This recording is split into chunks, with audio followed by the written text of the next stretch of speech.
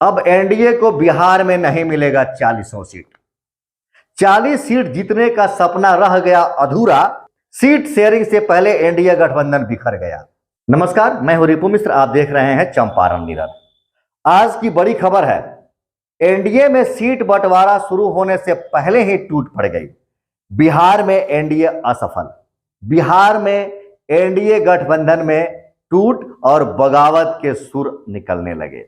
बिहार में एनडीए के सीट बंटवारे में पशुपति पारस को तरजीह न मिलने की बात सामने आ रही है और इसी बीच लोक जनशक्ति पार्टी के प्रमुख पशुपति पारस आज महागठबंधन के साथ जाने को लेकर कोई बड़ा फैसला ले सकते हैं। दिल्ली में आज आरएलजेपी की संसदीय बोर्ड की एक बैठक है। दरअसल एनडीए में सीट शेयरिंग के जिस फॉर्मूले की बात सामने आ रही है, उससे पारस खेमे में काफी नाराजगी है। इसी बीच खबर यह भी है कि अब महागठबंधन के लोग पशुपति पारस से लगातार संपर्क कर रहे हैं। कल जैसे ही चिराग को एनडीए में 4 सीट मिलने के साथ साथ हाजीपुर की सीट भी मिलने की खबर सामने आई, उसी समय से पशुपति पारस देर रात तक अपने सांसदों के साथ बातचीत की और बताया जा रहा है कि केंद्रीय कैबिनेट से इस्तीफे के विकल्प पर भी वे विचार कर रहे हैं। मतलब वे केंद्रीय कैबिनेट मंत्री से इस्तीफा दे सकते हैं और अगर ऐसा है तो निश्चित ही पशुपति पारस एनडीए का साथ छोड़ेंगे। बिहार एनडीए में एलजेपी के दोनों गुटों को साधने की बीजेपी की कोशिश नाकाम हो गई। बीजेपी ने चिराग पासवान पर भरोसा कर दांव लगाया तो चाचा पशुपति पारस नाराज हो गए और अब पशुपति पारस को राज्यपाल बनाने का ऑफर भी दिया गया है।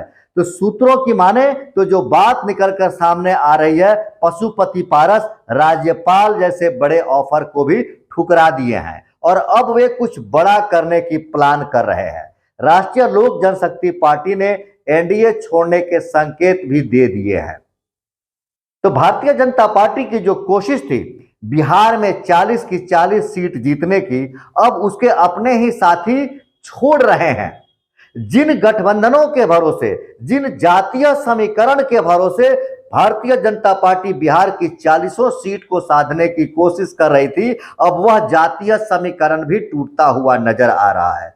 चिराग पासवान शामिल हैं तो पशुपति पारस अलग हो रहे हैं। उधर पता चला है कि उपेंद्र कुशवाहा भी एनडीए का साथ छोड़ सकते हैं। जीतनराम मांझी भी छोड़ सकते हैं एनडीए का साथ। अगर इस तरह के साथ छोड़ते रहे तो एक समय आएगा कि महागठबंधन के साथ अब सभी जातीय समीकरण वाले नेता शामिल हो जाएंगे और बिहार में 40 सीट साधने का, 40 के 40 सीट जीतने का सपना शायद पूरा नहीं हो।